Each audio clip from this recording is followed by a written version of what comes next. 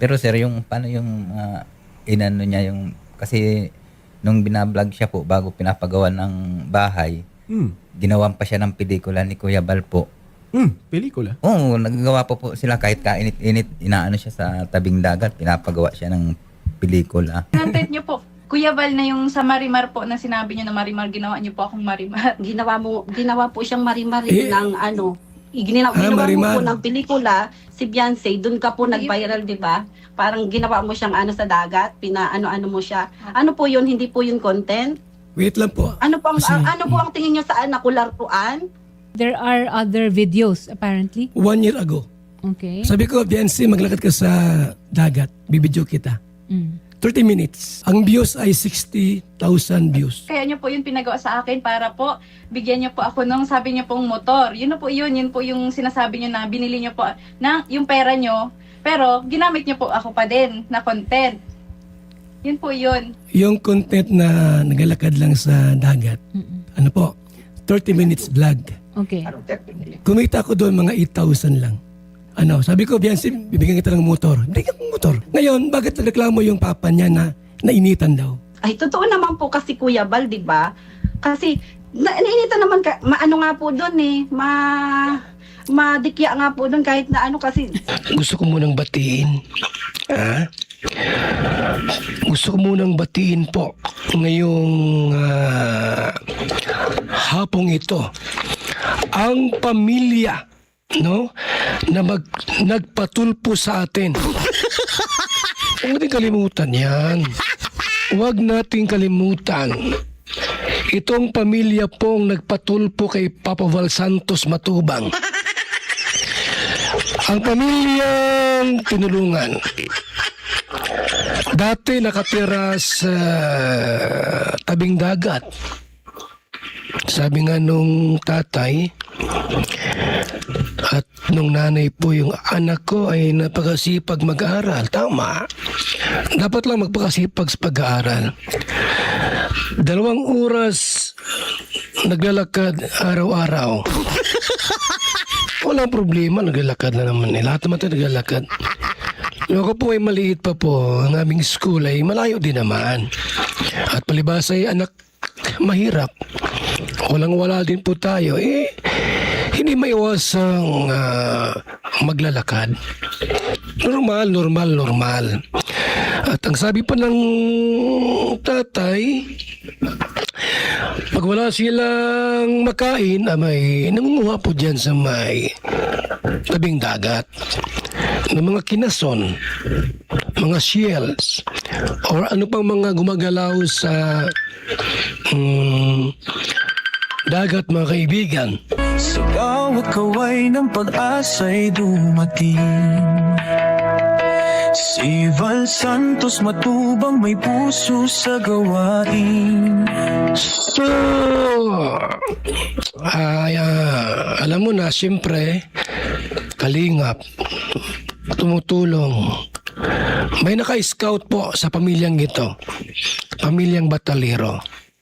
Na-scout, di ba?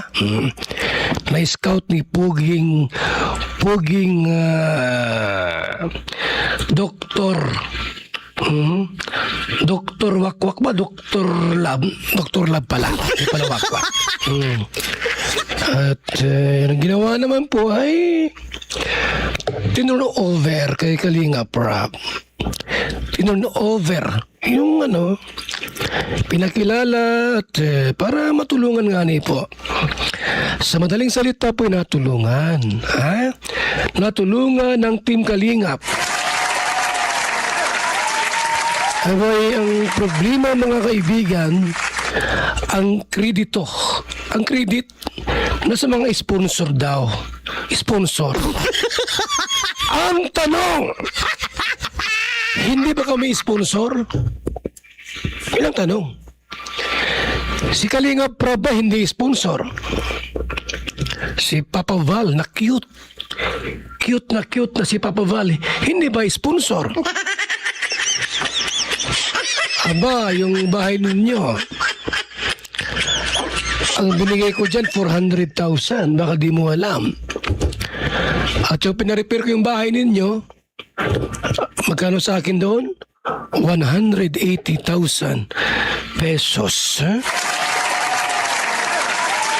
Meaning, o sa madaling salita, kami ay sponsor din naman. Hindi lang kami mga vlogger. Sponsor din kami. Yung kinikita namin sa pag-vlog ay tinutulong din po namin. Tinutulong sa mga pamilyang karapat-dapat tulungan. At never kaming nanunumbat. Wala yun sa aming bokabularyo, manunumbat kami. Hindi pwede yung tulong ngayon, sumbat later. Hindi gano'n. Hindi po. Gusto ko lang pong linawin na kaya po ako umalis ng Love Team kasi yung pamangkin po niya ni Kuya Bal, manyak po. Yun po yung ano ko. Kaya po talaga ako umalis ng Love Team. Hirap ako magbuntis, pero dahil sa BSM, Kalingap Kape, ngayon nabubuntis na ako. Kaming mga OFW, laging pagod sa trabaho. Pero dahil sa BSM, Kalingap Kape, meron kaming energy. Ayan mga kalingap, mag-BSM kape na kayo. Alam niyo mga kalingap, bilang isang OFW dito sa Hong Kong, bilang driver, lagi akong umiinom ng kape bago pumasok ng trabaho.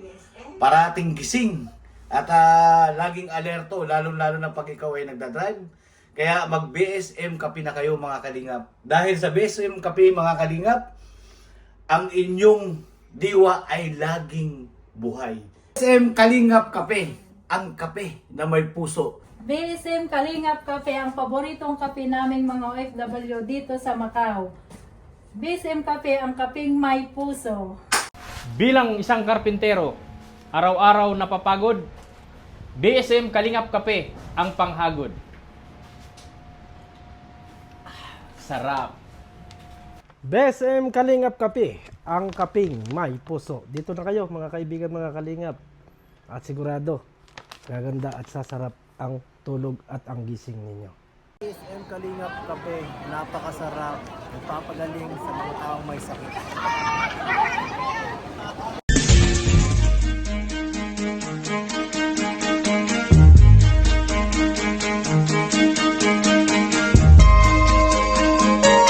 Ito ang palatuntunang tunay na lingkod bayan.